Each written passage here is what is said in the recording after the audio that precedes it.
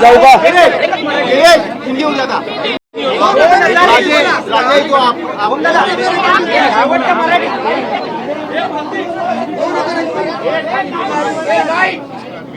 आपके कुछ electronic media के माध्यम से मुझे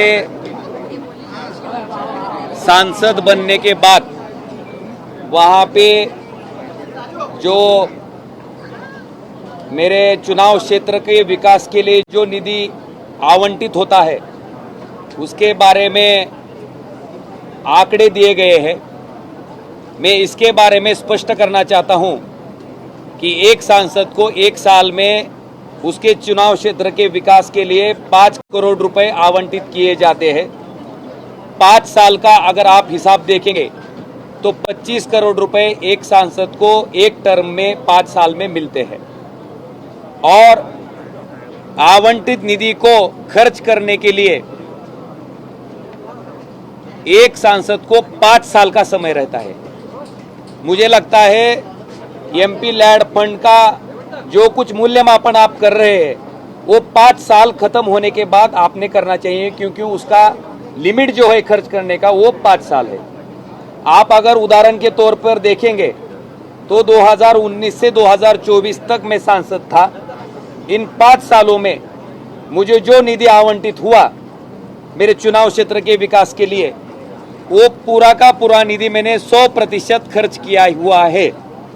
अभी मेरा दूसरा टर्म चल रहा है, उसमें 24 से 29 तक जो निधि मुझे मिलेगा वो पूरा का पूरा 29 के बाद अगर एक पैसा भी बचता है तो उसके लिए मैं बिल्कुल जिम्मेवार हूँ। दूसरी बात, जो बताया जाता है कि बाबा 5 करोड़ रुपए यानी 5 साल के 25 करोड़ रुपए में चुनाव क्षेत्र में मेरे वार्ड कितने हैं, तो 2475 मेरे चुनाव क्षेत्र में वार्ड है और उन सारे वार्डों ने मुझे वोट डाला है।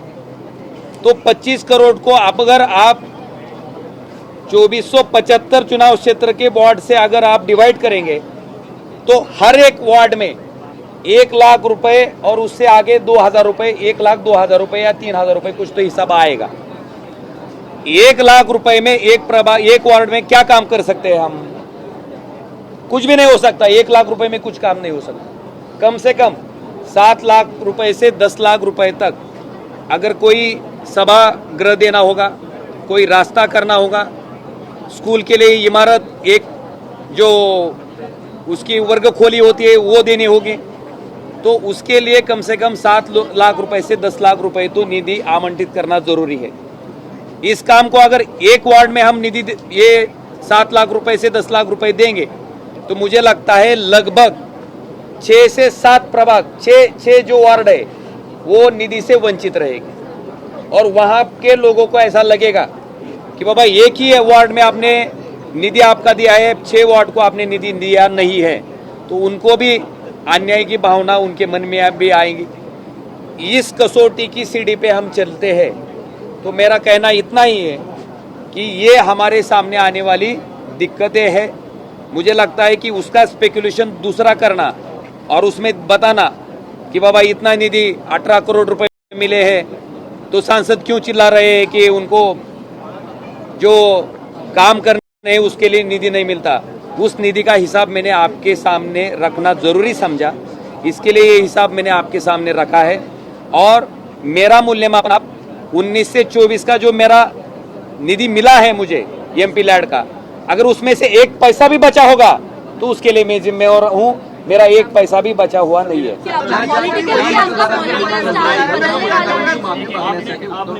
सर साथ ही साथ उद्धव ठाकरे गुट से ये भी कहा जा रहा है कि आपके साथ जो भी लोग जुड़े हुए उनका आपसे भरोसा उठ गया है। साथ ही साथ ऑपरेशन कुडवा की भी उन्होंने घोषणा की है। इस तरीके से बयानबाजी सामने में संजय राउत ने गालियां तक दी है। मैं आपको उसके बारे में इतना ही कहना चाहता हूँ, मैं जमीन से जुड़ा हुआ कार्यकर्ता हूँ। ऐसा नहीं मैं पूरा मेरा जितना समय मिलता है, मेरा कुछ व्यवसाय भी नहीं है, ना मेरी कुछ शुगर फैक्ट्री है, मेरी कोई शैक्षणिक इंस्टीट्यूट है, और मेरा पूरा का पूरा समय जो मेरे चुनाव क्षेत्र के लोग हैं जो एकदम आखिर का तबका है, उनसे मैं डायरेक्टली जुड़ा हुआ हूँ, उनके लिए मैं काम करता हूँ और मेरा काम प्रामाणिक है, मैं उनके लिए करता हूँ, ये विश्वास उन लोगों के मन में भी है। और उसके बारे में मैं इतना ही बताना चाहता हूँ कि मैं अगर लोगों के लिए समय दे रहा हूँ, अगर एक भी मेरे चुनाव क्षेत्र के किसी आदमी की कंप्लेंट हो गई कि हमारा सांसद हमारा फोन नहीं उठाता, हमें कुछ समस्या आती है तो उसको हल करने के लिए हमारा सांसद आगे नहीं आता, हमारा सांसद अगर लोकसभा में बैठा तो हमारे मुद्दे नहीं उठाता, ऐसा एक भी अगर कंप्लेंट किसी ने की तो उसके लिए मैं जिम्मेवारी लेने के लिए तैयार हूँ। मैं पूरे ईमानदारी से उनके लिए काम करता हूँ और मैं इतना ही कहना चाहता हूँ कि मुझे इसका गुरूर नहीं है, मैं काम करता हूँ, इसके लिए मैं बोलता हूँ। और हमारे लोकशाही में लोक प्रतिनिधि का कर्तव्य है कि उनके लिए जो जिम्मेवारी है वो निभाना है, वो निभाने में मैं कहीं भी कुछ भी कमी मेरे तरफ से नहीं है। और मुझे लगता है निश्चित तौर पर कुछ लोगों को मेरे ऊपर प्यार है, एकदम कनेक्ट हूं, उनको ऐसा नहीं लगता कि ये सांसद है, उनको लगता है कि मेरे घर परिवार का कोई तो आदमी है। तो उसके कारण कुछ लोगों को मेरे ऊपर इंस्टेंट रिएक्शन जो रहती है वो आई है, मैं उसके बारे में कभी झुठलाता नहीं। और आपको एक बात बताना चाहता हूं, मेरा कमेंट सेक्शन अभी तक बंद नहीं हुआ है, मैं सुन रहा हूं, जो कुछ बोल रहे हैं मैं सुन रहा हूं, मैं सारे फोन भी ले रहा हूं, उनसे बात कर रहा हूं मैं कि ये निर्णय के लिए मुझे किस मजबूरी में आना पड़ा, किस लिए मैं आया हूं, ये भी बात उनको समझा रहा हूं। और मैं इतनी ही बात कहना चाहता हूं कि ये सारे बातें बताने के बाद उनको भी मेरी बात समझ में आ रही है। मैंने जो निर्णय लिया हुआ है, मैंने मेरे चुनाव क्षेत्र में जाकर लोगों से बात करके मैंने ये निर्णय लिया हुआ है। कुछ लोगों को दिक्कत है तो बिल्कुल उनके पास मैं जाऊंगा, मैं उनके लिए आंसरेबल हूं, उनको मेरी दिक्कतें बताऊंगा, मैंने क्यों ये निर्णय लिया है इसके बारे में उनको अवगत करूंगा।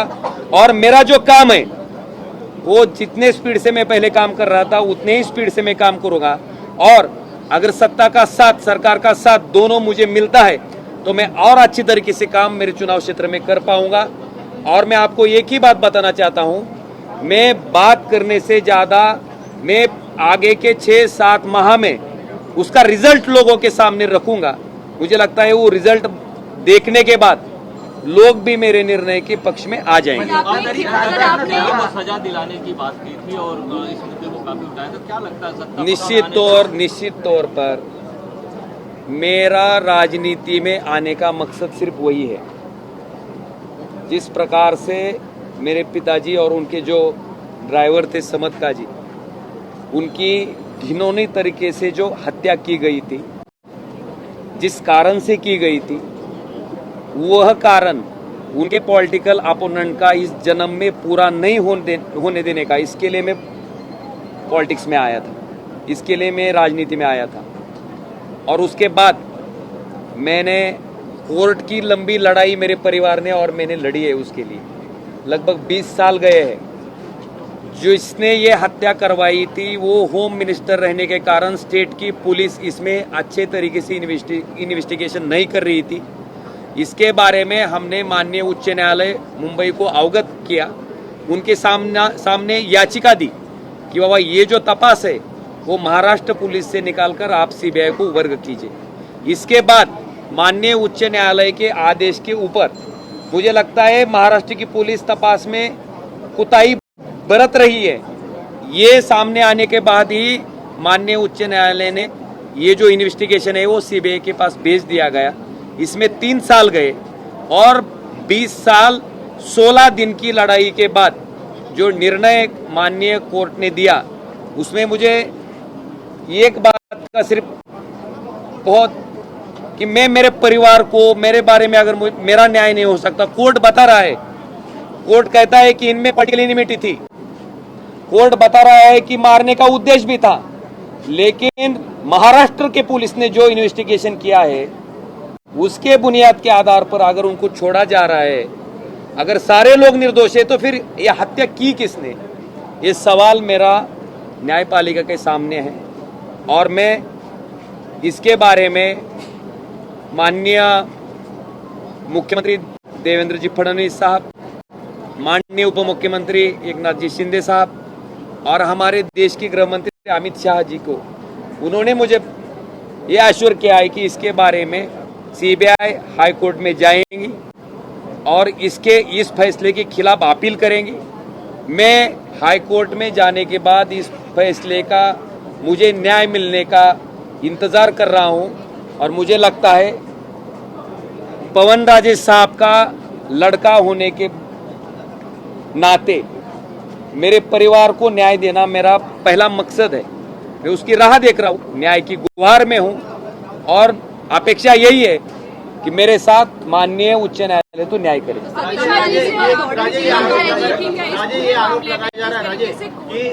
सामने आया है, सारे मुजरिम जो थे उनको रिहा कर दिया गया है। आपकी इस बारे में पक्षश्रेष्ठी से बात हुई है?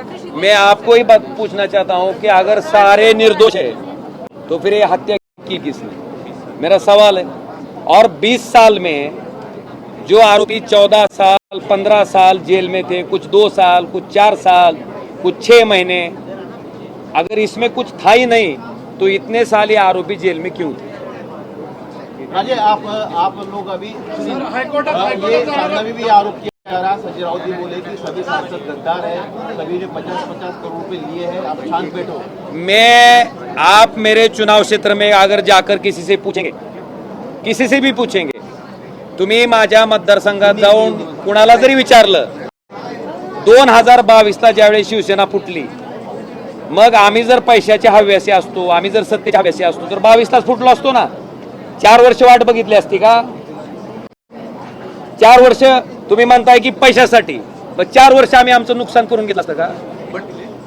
आमचं, मी कसा माणूस आहे माझ्या मतदारसंघातील लोक जाणते, त्यांना मी कशा पद्धतीने काम करतो हेही माहिती आहे आणि आपल्या समोर सांगतो की मी ज्या पद्धतीनं काम करतो हे सामान्य माणसाला माहिती आहे। पैसे असेल, पद असेल, ह्या गोष्टी माझ्यासाठी अतिशय गौण आहेत। माझ्या पूर्ण जीवनात त्याला कधीही महत्त्वाचं स्थान नाही आहे, हे मी तुम्हाला आवर्जून सांगू इच्छितो। आणि राऊत साहेब असतील, मला त्यांच्याबद्दल बोलायचं नाही, कायमस्वरूपी मान्य कार्यकर्ता आहे। राऊत साहेब फार मोठे व्यक्तिमत्व आहे, मी त्यांच्याबद्दल, त्यांच्या वक्तव्याबद्दल माझ्यासारख्या सामान्य माणसांना बोलणं मला योग्य वाटत नाही।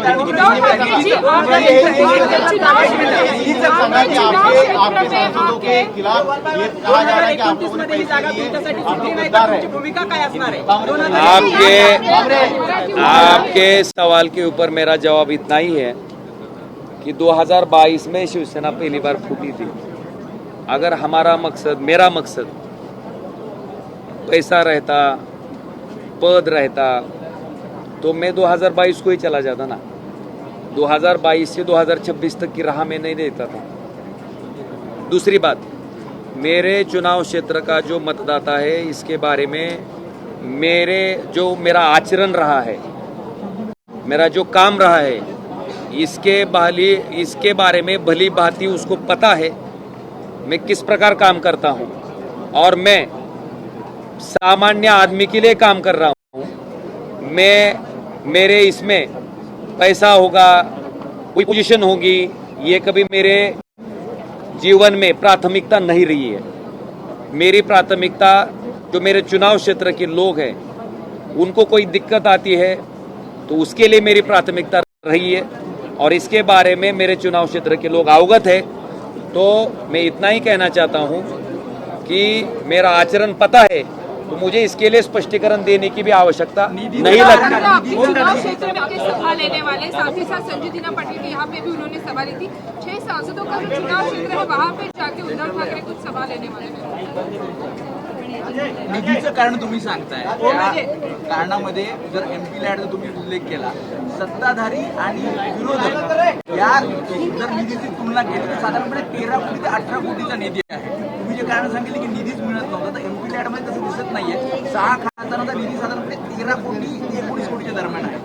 त्याबद्दल तुम्ही काय सांगता? साहेब, तुम्ही कुठल्या निधीचं आकलन करताय, काय प्रश्न विचारताय मला? अरे थांबा जरा, एमपी लॅडच आहे का? जिल्हा नियोजन समितीचा निधी आहे, शासनाचे एवढे हेड आहेत त्याचा निधी आहे, फक्त MP लाईटच्या निधीवर काय काम होतंय तुम्हाला आत्ताच सांगितलं ना मी. एक वॉर्डात 1 लाख रुपये मिळते एका प्रभागात, एका वॉर्डात 1 लाख रुपयात कुठलं काम होतं सांगा ना. आणि जे सत्ताधारी तुम्ही म्हणताय ना, सत्ताधारी पक्षाचे आमदार, सत्ताधारी पक्षाचे खासदार, सत्ताधारी पक्षाचे लोकप्रतिनिधी ह्यांना मिळालेलं निधी सरकारकडनं, राज्य सरकारकडनं, केंद्र सरकारकडनं, जिल्हा नियोजन समितीमधनं ही सगळी हेडची आकडेवारी काढा आणि ह्या हेडची आकडेवारी काढून मग तुम्ही आम्हाला विचारा की बाबा तुम्हाला त्यांच्या बरोबर मिळतोय म्हणून.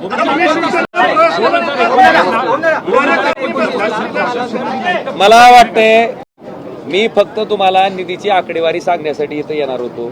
तुम्ही ऐका, मी सगळ्या गोष्टीबद्दल बोलण्यापेक्षा माझा विश्वास कामावर आहे. मी कामातनं ह्याचं उत्तर तुम्हाला येणाऱ्या भविष्यकाळात देईन आणि तुमचे प्रश्न बी संपणार नाहीत. तुम्ही कसं असतंय, ज्याची वृत्ती घाण असती, ज्याचं कार्य नीच असतंय, अशा माणसाची मैत्री होऊ शकत नाही. असे अरे नाही 2019 काढ ना. 19 मीच तुम्हाला विचारतो 19ला मी काय केलं होतं. अरे बाबा मीच विचारतोय की 2019ला भारतीय जनता पार्टी आणि शिवसेना एकत्र होते, तरी ओमराजेनं काय केलं होतं? काय केलं होतं ना तुम्ही सांगा मला. विरोध ओमराजेनं विरोधच केला होता आणि ओमराजे ह्या वृत्तीला, ह्या प्रवृत्तीला विरोधच करत राहणार.